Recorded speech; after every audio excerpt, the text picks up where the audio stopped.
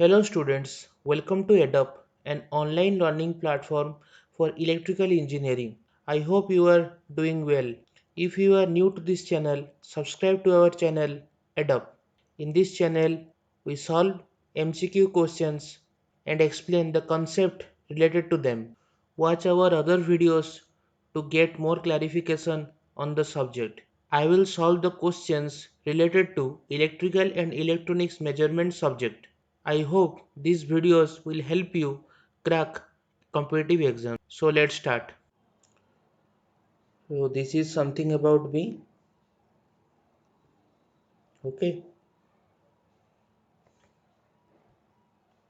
The question here asking is moving coil permanent magnet instruments can be used for the measurement of. The options are AC and DC, DC only, AC only, half wave rectified DC. So before solving this question, I want to explain what will really happen in the moving coil instrument whenever you are giving AC signal or DC signal or half wave rectified DC to the instrument. Okay.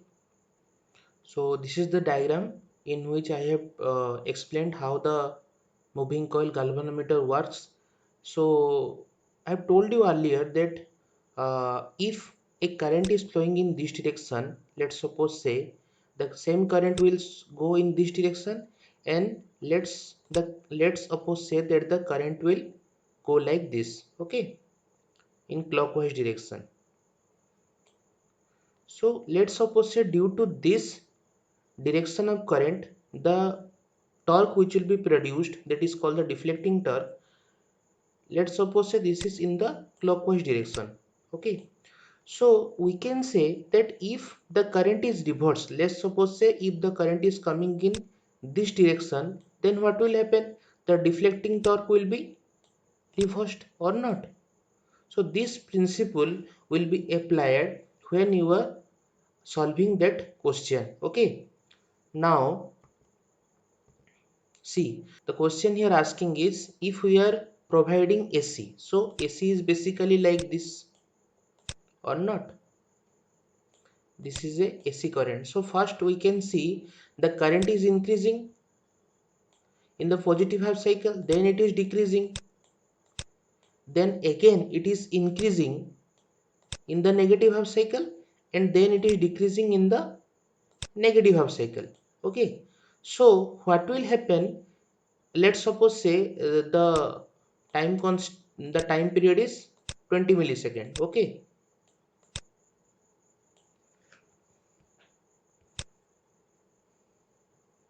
millisecond. So the time period of this much will be 10 millisecond or not. Okay, so see here, if the current is flowing in this direction, let's suppose say I am drawing the waveform again here. Let's suppose say this is the current. So from this duration, okay, what will happen? The current will be increased. Okay, so the current direction is positive and it is increasing with respect to time up to this. Okay, up to let's suppose say 5 millisecond. So the deflecting torque is also increasing from 0 to 5 second. Now in the next 5 second the current is decreasing, so the deflecting torque will also decrease. Now come to the negative half cycle. What will happen? The current is increasing here, but now the direction of the current will be reversed. That means the current is going outwards from this. That means the current is entering in this direction. Okay, so what will happen? The current direction will be reversed here. So the deflection torque direction will be reversed also or not. Okay, now what is happening in this region? The current is decreasing, again it is decreasing, so the deflection torque will also decrease. So you can imagine that what will happen in that 20 millisecond. The deflection torque is increasing from 0 to 5 millisecond, then in again from 5 millisecond to 10 millisecond it is decreasing. then again the current will be reversed in the negative half cycle, and due to that the deflection torque is again increasing and decreasing, and these things are happening in the both direction or not. So this is not actually practically possible in the moving coil galvanometer, because the galvanometer has its own inertia. So at the starting, when the current is very less, the deflection torque will be 0 or near about to 0. So the torque is not enough to move the pointer. Okay. Again in the negative half cycle, same thing will be happened. So it is basically the pointer will not move when you are giving AC signal of high frequency.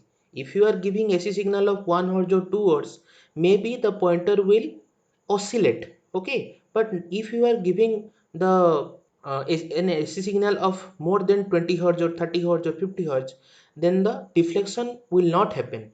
Okay, so the pointer will not move. Okay, so here you will see that in AC case,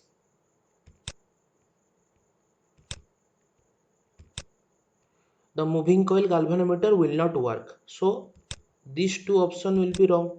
Okay. So what will happen in the half wave rectified AC, rectified DC? This is the case. Again the same thing will happen. The current will be increasing from 0 to a maximum value for the 5 millisecond time, and again it will be decreasing from maximum value to 0 for the 5 millisecond time. So that is a very less amount of time. In that time it is not possible to produce that much kind of deflection to move the pointer. Okay, so half wave rectified DC is also not used in the moving coil permanent magnet instrument system. Okay, so the answer is DC only. Okay, so I hope you understood this question. So this is a very important question from IES point of view. Let's go to the next question. So the first question asking here is, a moving coil galvanometer can be used as a DC emitter by connecting.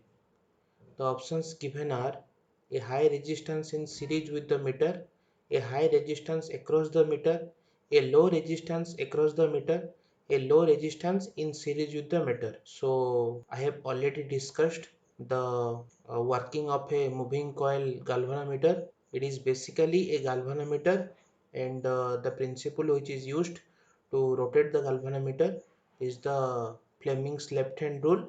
So in the previous class I have already discussed that the resistance offered by a galvanometer is very much low. So how to increase the how to use that galvanometer as a emitter, I have discussed in the next slide. Okay, so here you can clearly see that this is the galvanometer. So the resistance of the galvanometer is Rm, which is very less, and the current, suppose say, flowing through the galvanometer is Im.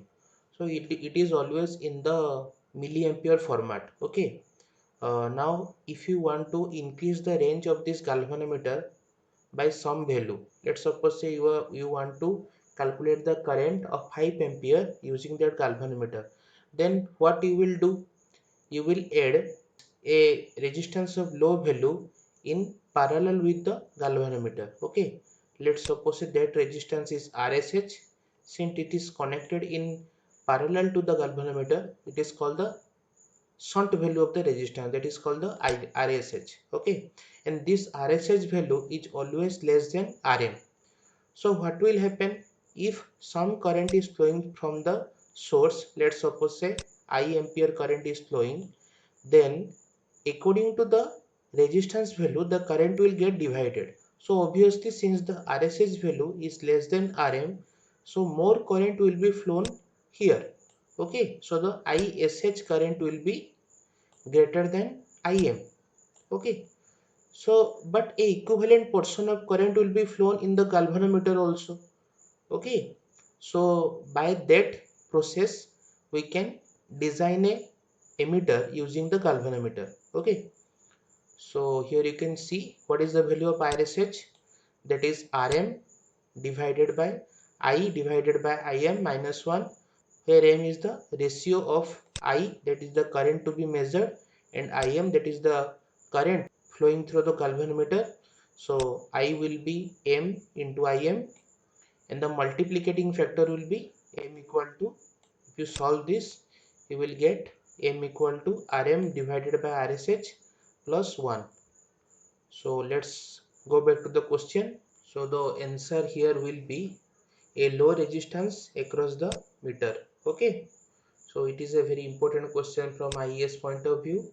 It was asked in 2016 electrical engineering IES question. Okay. So let's go to the next question.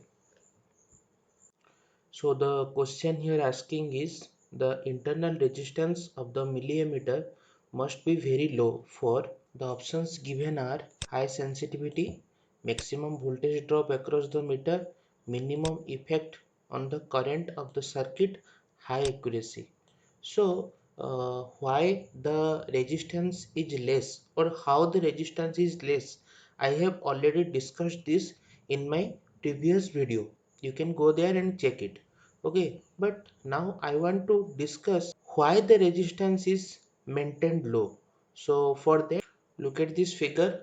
So this I have already told you that whenever we are measuring some current, what will actually happen? The current will go through the galvanometer in this direction, then to the coil, and this coil is placed inside the magnet, right? Then the current is going out in this direction. This is actually happening. Now let's suppose say this resistance of this coil, this total coil and this coil is very much high. Then what will happen? This current value will change or not? This current value will change. So that is why if we are not maintaining very low resistance value of this coil, then the current value will be changed. So the torque development will also be changed or not? So that is why basically the internal resistance of any galvanometer or milliammeter is very much less. Okay, now let's go back to the question. I hope you understood this. So the answer here will be minimum effect on the current in the circuit. Okay, so let's go to the next question. So this is another bonus question. The question here asking is, what is the swamping resistance which is connected in series with the working coil of a galvanometer to drastically reduce the error in measurement caused due to variation in the temperature made up. So the options here asking is, so the options here are Constantan, Eureka, Manganese and Nichrome. Okay, so this is a very important question from IES point of view. It has been asked in 2008 electrical engineering IES exam. So in this case the manganese temperature coefficient is very much less. Okay, so that is why manganese is used as the swamping resistance. What is the work of a swamping resistance? So the resistance which value does not vary with respect to temperature. So if we take a material which has very less temperature coefficient, then the value of the resistance will not change or not. So manganese is used as the swamping resistance in different measuring instrument. Okay, so let's go to the next question. So the question here asking is, the different torques acting on a coil of a moving coil instrument are. So here are the options given. Now before solving this question, I want to give you some brief idea about different types of torque occurring in a moving coil instrument. Okay. So there are basically three types of torques which are present in a moving coil instrument. The first one is deflecting torque. So what is deflecting torque? So I have told you earlier, when the current is flowing through this coil and the coil is placed in this magnet.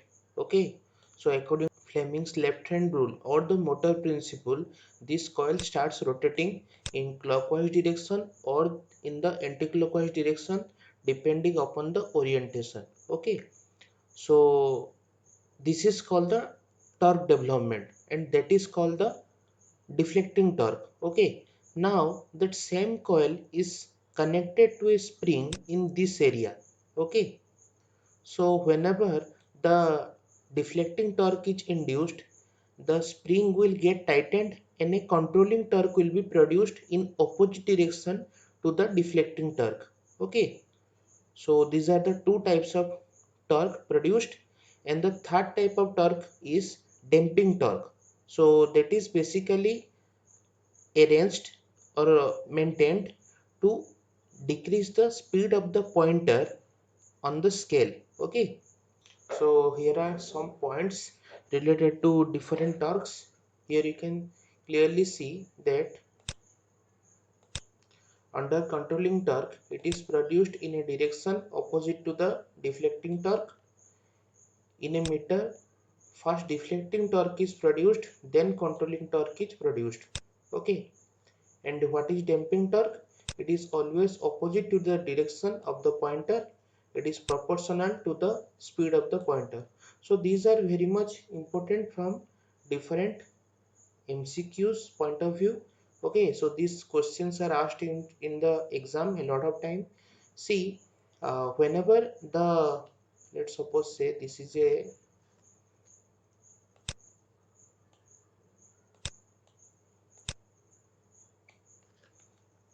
a pointer. Okay, so what will happen whenever there is a current or some I ampere, the deflecting torque will be induced, so it will go in this direction, right? Now instantly what will happen, the controlling torque would be produced, so it will move the pointer in opposite direction. Okay, so what will happen, an oscillation will occur or not. So the pointer will go to this direction, then again this direction, then again this direction, like this.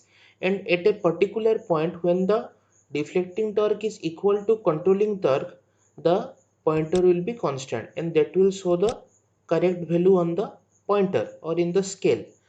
Now we don't need this oscillation during the pointer movement or not. That is why we use the damping torque thing. Okay, so when there is a damping torque, the pointer will move very slowly towards the actual value. Let's suppose say 5 ampere current is flowing, so it will go very slowly to the, okay, 5 ampere value. So so we can say that damping torque is proportional to the speed. When the speed is high of the, when the speed of the pointer is high, the damping torque is also high. When the speed of the pointer is less, then the damping torque is also less. Okay, so whenever the damping is very high, the movement will be very sluggish. Okay, that means very slow. The movement of the pointer will be very slow. When the damping is very less, okay, the speed of the pointer will be very much high. Okay, so these are the things. So another point is, whenever the pointer is moving, okay, in the scale, three torques are acting. One is the deflecting torque because that is being produced by the current, another is controlling torque because that is produced by the spring, and another is damping torque since the pointer is moving. So whenever, when the pointer is the actual value, the controlling torque and the deflecting torque are equal. So and the deflecting and the damping torque is zero since the speed is zero. Okay, and so these are the conditions. Let's go back to the question. So the option will be this one: deflecting torque, controlling torque, and damping torque. So this is a very important question from IAS point of view. It has been asked in 2015 IAS question. Okay, so let's go to the next question. So the question here asking is one of the control springs of a permanent magnet coil emitter is broken, then on being connected it will read. To solve this question we have to understand how the construction of a moving coil instrument occur. Okay, so this is the instrument. So actually the coil is connected in series with the spring. Okay, so whatever the current is flowing through the coil, the same current will be flowing through the spring also. Okay, so here you can see that the option given are 0, half of the correct value, twice of the correct value, and infinite value. Okay, so as you can understand that since the control spring is directly connected in series with the coil, so if the spring is broken, that means no current will be flown through the emitter. Okay, so what will happen? The since the current is zero, there is no production of torque, there is no deflection torque. So what will happen to the pointer? No movement of the pointer. Okay, so the answer will be 0. So these are very basic questions actually. Okay, so this is a very important question. It was asked in IES 2013. So this is the last question of this session. Thank you.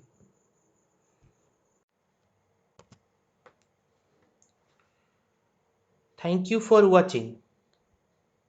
Please like and share this video and subscribe to our YouTube channel Adapt and click on the bell icon to never miss a video. Thank you.